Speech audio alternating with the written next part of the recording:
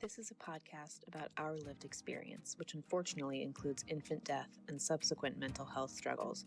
Please take good care of yourself and only listen if this content feels safe for you right now. We'll still be here when you're ready. Hi, I'm Judith. And I'm Alina. We are internet friends turned real-life friends who both experienced the tragic loss of our sons to sudden infant death syndrome in winter of 2021. In the year after Aiden died, my husband and I both became unemployed. My parents divorced, and we had to move 5 times for various reasons. And as for me, just a few weeks before my son Quinn died, my then husband had come out to me as a transgender woman and were subsequently divorcing. It's been a lot. It's been a lot. But as long as we're living, we will love our sons deeply and work to make sure that we live a life that makes them proud. Welcome to As Long As I'm Living podcast. We're so glad you're here. So, what are we talking about? What are we talking about? Hi, everyone. Welcome to As Long As I'm Living podcast. It's me, Alina, Quinn's mom, and I'm here with Judith. Aiden's mom, and I'm just going to finish this handful of popcorn. I realized it is July 18th. And first of all, by the way, I realized today while I was in therapy that today is 18 months since Quinn died. How does that feel? I think it was the feeling, the most prominent feeling I feel about it is shock that I didn't notice that it was coming. I remember the first time it was the 12th of the month, and I wasn't like, my sister called me and she was like, "Oh my God, Judith, how are you?" I didn't know it. I was like afraid to ask, like, what did I miss? And she's like, every 12th of the month is so hard. And I was like, oh, fuck. I know every once in a while I get like a set of texts from people on the same day and I'm like, there's got to be something. Oh yes, it's whatever, XYZ. But yeah, today I realized, I mean, I definitely have been aware it's been that long. Like I'll say like, oh, it happened, a year and a half ago, or like over the last year plus or whatever. Like I'm aware it's been a long time, but the anniversary didn't come to the forefront of my mind this time. So anyway, that's today. But what I realized is that we had recorded a whole bunch of content for the day that your daughter, your new alive daughter, well, your only daughter, I called her your new daughter as though you already have one, but she's new. She's the only one. She's the only one. We had recorded content as she was about to turn 2 months and 20 days old, and I realized we never released it, and that was like almost a month ago. So the rest of this episode is going to be all of that we recorded leading up to her turning 2 months and 20 days old. I don't know, Judith, if you have any thoughts now that you're kind of past that milestone, how's it feeling? Well, I was not sober the night that she turned 2 months and 1 days because I was with you. And I had the outlet on, but I certainly don't think that I was overly watching it. I was just not sober. So my mind was elsewhere. And I think that was the best decision that I could make. Yeah. I obviously turning to drugs and alcohol is not something that I would recommend people do on a daily basis.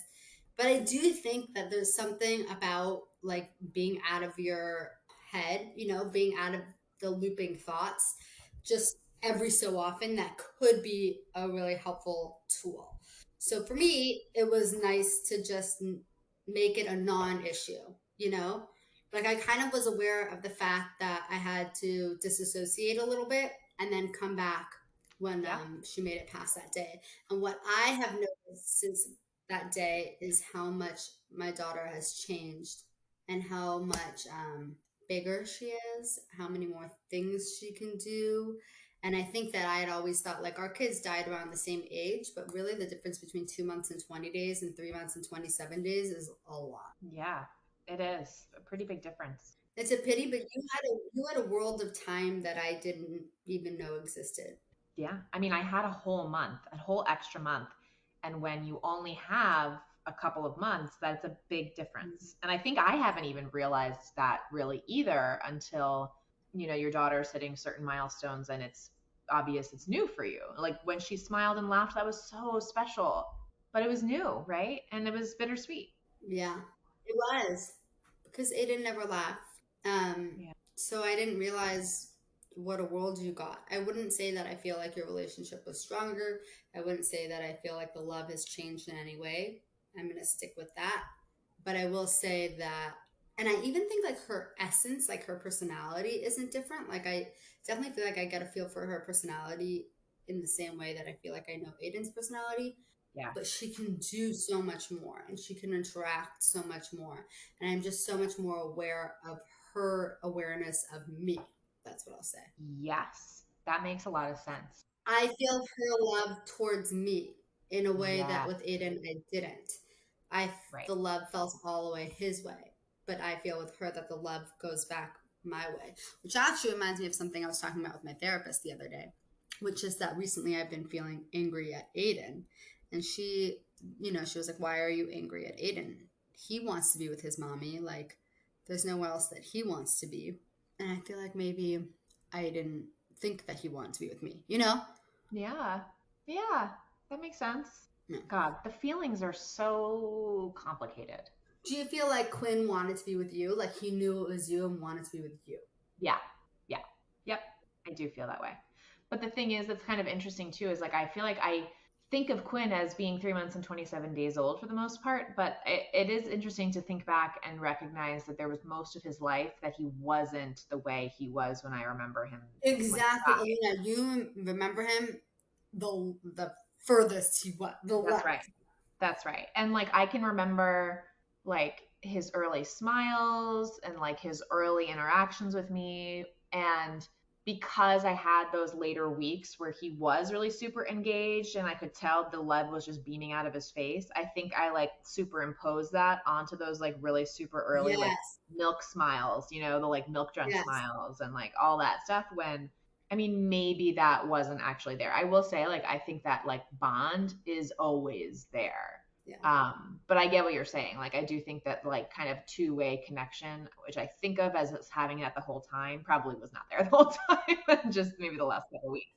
And if I suspect that there are people who maybe heard their children's first words and their Yeah. children were able to like articulate their needs, they look at us and say like, oh, not only is it a two-way street, but it's a relationship that's give and take, not just give by you. Right.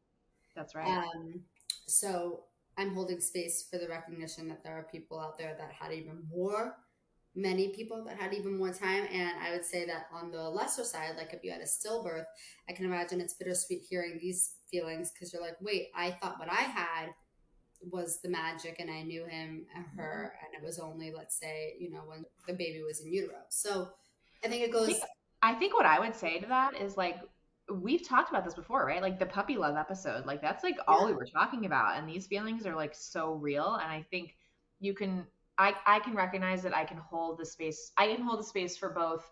It was a unique, special relationship, and the time I had with him, I learned more about him. And I'm so grateful for every single minute, and they all mattered. All those minutes mattered. And I knew him intimately from the instant that I touched him with my hands, and even before that, when I was pregnant with him, you know.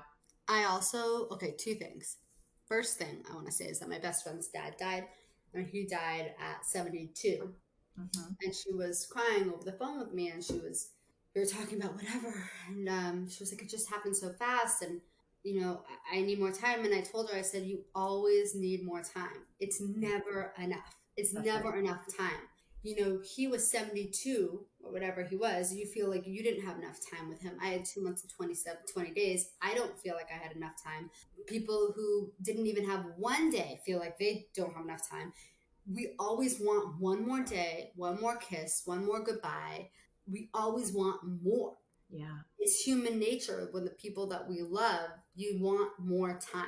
Yeah. And I kept telling her over and over again, like, there will never be enough time. That's the thing. You get into this headspace where you're like, if I could just have one more minute, if I could just hug him one more time. But the thing is, you're always going to feel that way. You get one more Exactly. minute and you're going to want one more after that. Exactly. 72 years old, which in some people's mind is young, some people's mind is old. I don't know.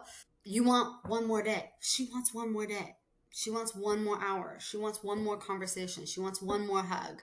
Yeah. So you've gotten an extra 3 weeks or 4 weeks now with Mia, Yeah. with your daughter. Yeah. Yeah. So anyway, the rest of this Wait, episode. hold on. I wanted to ask you one more thing. We have a couple more minutes. I wanted to ask you something. So now Mia how old is she? 3 months 3 months and 11 days. and 11 days. Yeah. She's 3 months and 11 days. She is getting closer to 3 months and 27 days. Yeah. How are you feeling with that? I feel okay, but I can tell that there will be probably a solid month where it's really hard for me to see her. And and I'll say for the podcast, like I love seeing every single photo of her. I want to FaceTime with her. Like I'm dying to see her. I miss her terribly. I was so happy to meet her and so happy to hold her. I literally did not put her down the entire time I was visiting you, right? Yes, you did not put her down the entire time.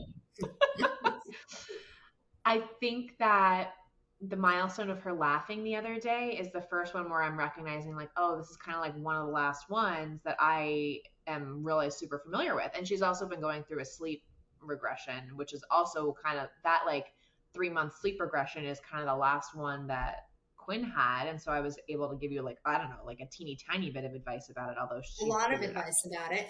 And I follow your rules, make it really dark and turn up the white noise. If you can see your hand in front of your face, it's too bright. You told me. I followed exactly the rules you gave me and it worked. So you're right. And so like, yeah, I mean, we're approaching that time and that just feels like a really weird, I don't know, it feels like a really weird time. What do you want to know? What do you not want to know? Should I not send you pictures? Should like what would be hard for you? But talk to me. I think for me, I want you to keep sending photos and keep sending videos with the knowledge that at any time I could say, okay, now I can't see her. Let's take a break for a couple of weeks. But I think I don't want to preemptively stop seeing pictures and videos of her when it's not yet painful. Does that make sense? Yes. Because I love her and I want to be involved in her life. And also like give yourself the latitude to feel different feelings than you're expecting yourself to feel. True. And that's the other thing too, is like, I've been feeling really good recently. People who are listening to this podcast, they're like, shut up, Alina, we get it. You're happy. Like, it's like all we've talked about the last couple of weeks. Yeah, but we're happy that you're happy. Of course. But I do think like I'm in a space where I have room to let myself feel some feelings about her, but also keep, like, I feel like maybe I don't need to pull away. Does that make sense? And like it maybe is hard and maybe it's not, but we'll just have to play it by ear. But I think the feedback is just keep sending me the pictures and the photos. Keep sending and let's plan to check in. And as we plan to check in, you will also give me guidance about when it's too much. Do you have any anxiety about 3 months and 27 days? No, right? Or do you? No, I've just decided that she's gonna live or she's gonna die. That's what I've decided. It's so funny because to me in my head, like I feel like babies die at 2 months and 20 days and at 3 months and 27 days. But now I know a new baby. No, but I know a new baby that died later than that. I don't want to add dates in people's mind, but so it's like, okay, then I have to get through 5.5 months. And then my friend Christine, her daughter died at 21. So I got to get to 21 before I get. So if I keep pushing off this date, she'll be like 72. And I'll be like, oh, you have to get to 72 because 72, that's when. I printed a bunch of new pictures for my apartment recently, photos of my family and more photos of Quinn, like for the refrigerator and stuff. And one of the pictures I printed is a picture of me when I think I was 7 and I'm at like soccer practice and like my hair is like all windswept and my eyes are just so big and blue. And I printed it deliberately because I feel like I had this picture of Quinn where his eyes look so big and blue. And I just put this picture of me next to him, me from when I was a kid. And I love that picture. But anyway, what happened was I was sitting in my living room and I looked at that picture and I just felt all of a sudden this wave of fear for that little girl. And you might hear that and think, I mean, because she had so much pain coming to her, you know, like it's me. But actually what it was is I was like, oh my God, like that girl needs to be careful crossing the street. Like, oh my gosh, like what if she gets hit by a car? Like, oh my God, what if she drowns in the pool? Like I was seeing her and she just looked so fragile. Like human beings are so fragile. And I know, I tell you all the time, the line between life and death is so thin. I think in some ways that sounds anxious or like, but actually like, I think it's just real. It's just realism. Like, I think I just have like a really acutely real understanding of how thin the line is. We've talked about that before. So yeah, the rest of this episode is going to be about Judith's daughter turning 2 months and 20 days old. Enjoy. Okay. Adios. Bye. I have this new wrinkle right in the middle of my forehead, my Aiden wrinkle. And so today I'm going to meet at this meetup. Like it's for like people who've had children or are pregnant after loss. And I'm not like, I don't know how I feel about it. I don't think I really want to go. But on the other hand, I'm like, I need to go meet people. So it's I need to make parenting after friends. loss. Yeah. Like I need to make friends. I need to try. There's no downside. How bad could it be? Like I'm trying to talk myself into going. Do you think there's going to be other SIDS parents? No, there's never any other SIDS parents. It always, listeners, there's just like this little like funny thing when you're a SIDS parent because I think most infant loss, I mean, I don't think, I know most infant loss takes place like, you know, before either before the baby's born, at birth, or like, within a The week first for month. complications, right? So Right. that's like by far miscarriage, TFMR, stillbirth, etc. Or also like heart conditions, Right. medical Complications from birth. So conditions. Yeah. SIDS is like so rare. And I think there's really this attitude of which is good and correct, that people really have place this importance on the baby being born alive. And then once the baby's born alive, then they have the baby and they're alive. And so Right. I always feel like just like a bad omen when I like Mhm. roll up to these groups and I'm like, oh, guess what? Your baby could still die. You're not safe. I am 100%. And also like another weird thing about me is people have been asking me like, how old is she? And then I'll be like, she's 2 months and 5 days. Like I answer like very precisely because in my head I have like this countdown. Yeah. And they're just like, how old is she? I was like, 2 months, 5 days, and maybe she has 15 days left. 14 days left. And I'm like, it's like so sad. Like I just have this running countdown. Yeah. It is sad. It is, but I think I should go. I think Yeah, I should you go. should go too. You need friends. You need I to, need friends. I you need need friends. community. I need community. I need a lost community. The problem with these things, sometimes I feel like I never connect with anyone, and then it's like depressing. And Yeah. but I figure if these people are going to like a museum exhibit on a Sunday, they must be like Yeah. someone. I don't know. I don't know. I Yeah. don't know. Do you want to talk for a couple minutes about the fact that we're going to be together on your daughter's 2 months, 20 days? Oh, I thought you were gonna say we're gonna be together next week. Oh, yeah, we're going to be together.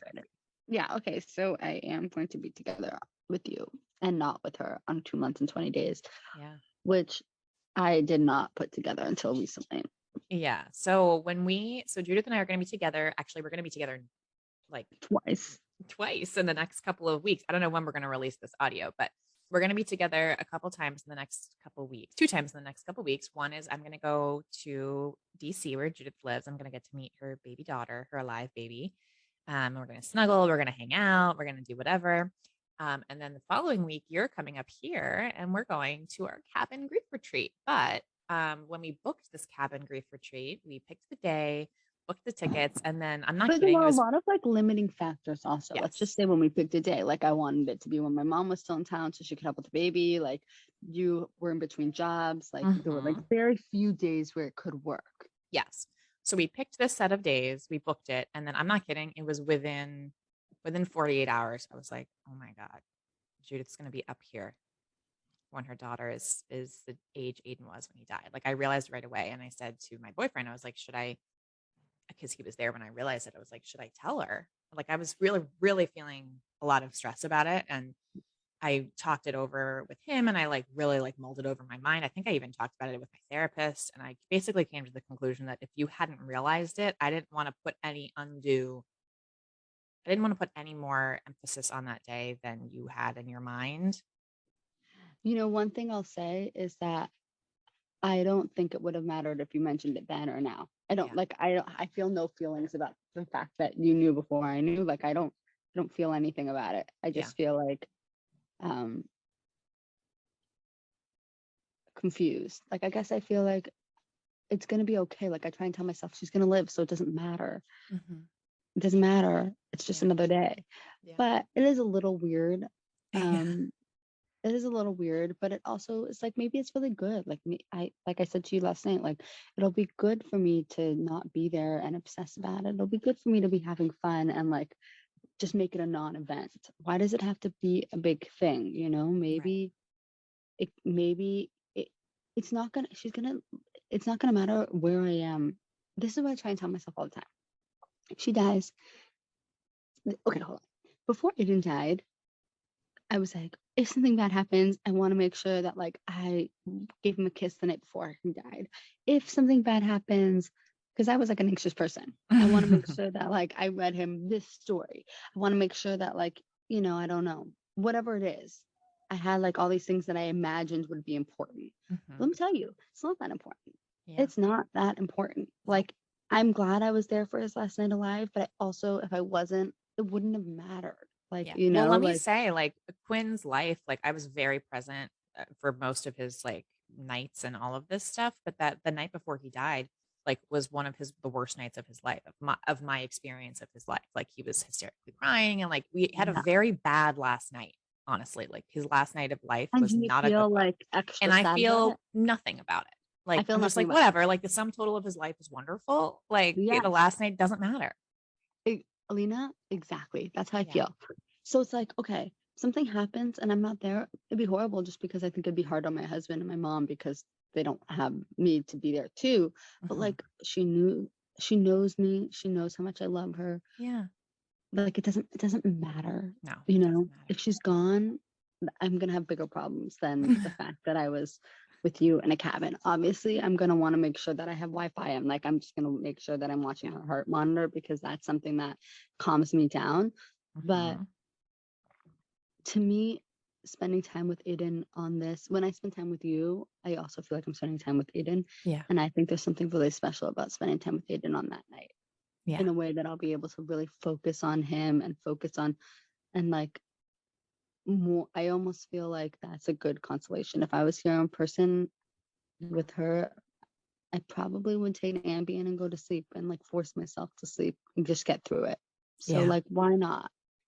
So I guess I feel like I'm kind of glad it worked out exactly the way it did. Yeah.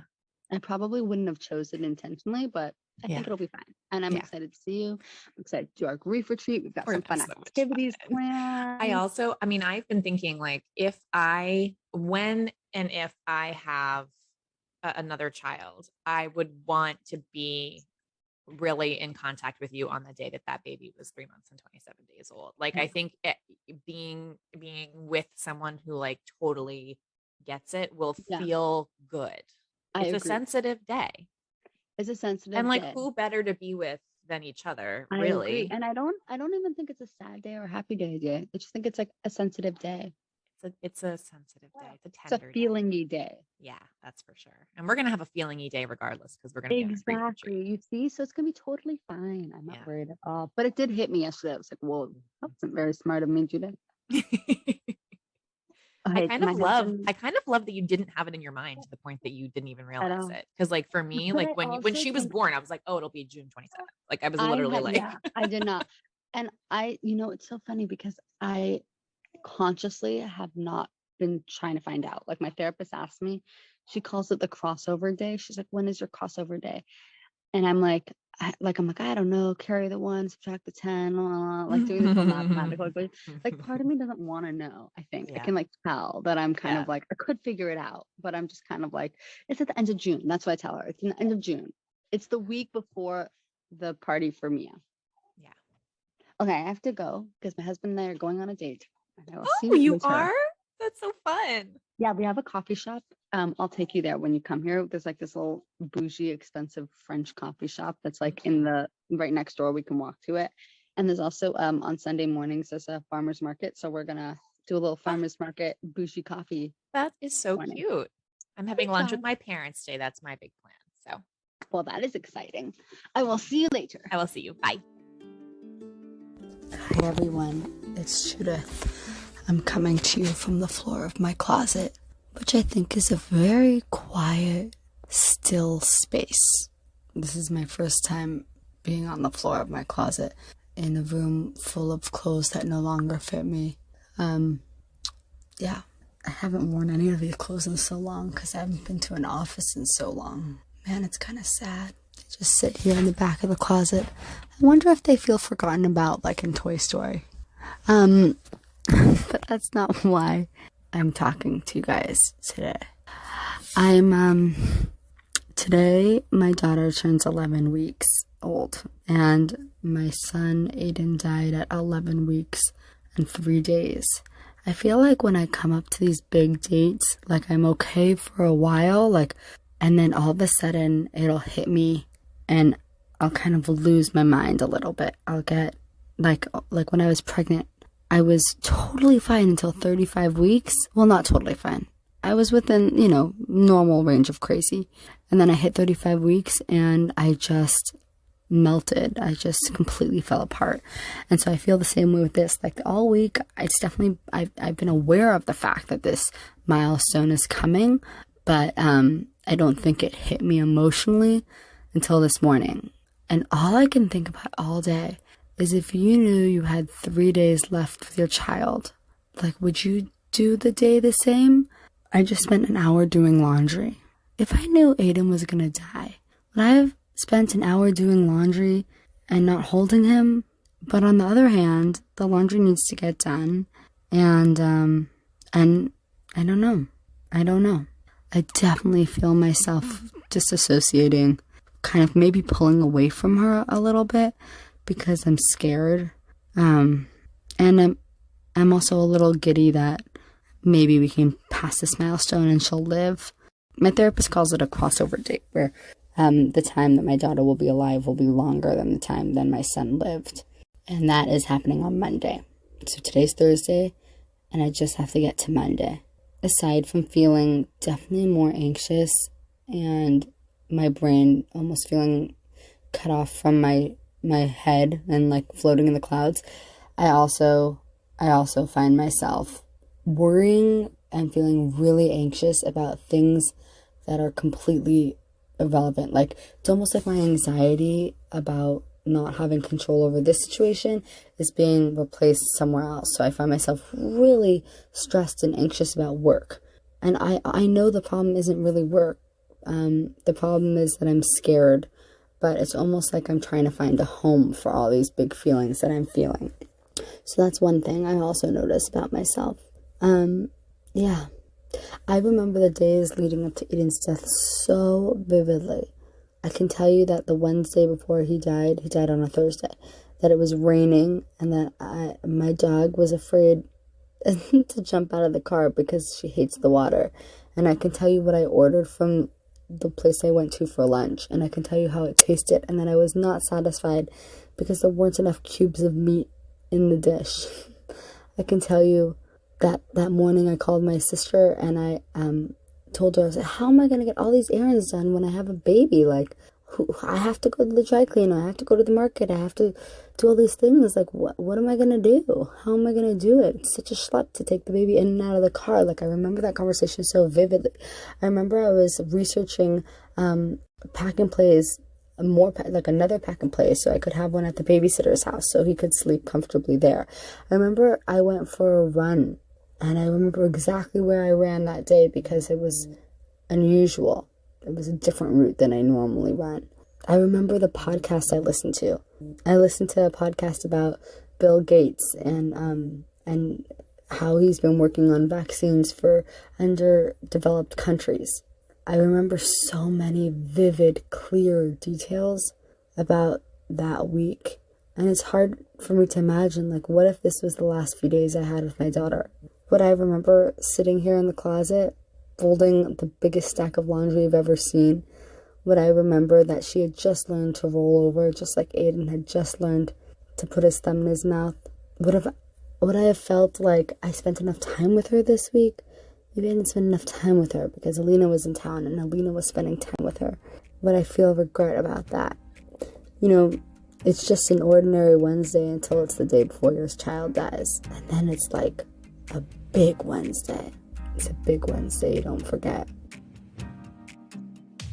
To all of our wonderful new friends, we want to hear from you. Email us at aslongasimlivingpodcast@gmail.com and follow us on Instagram at aslongasimlivingpodcast. We'll get back to you as soon as our grieving brains allow. Yay!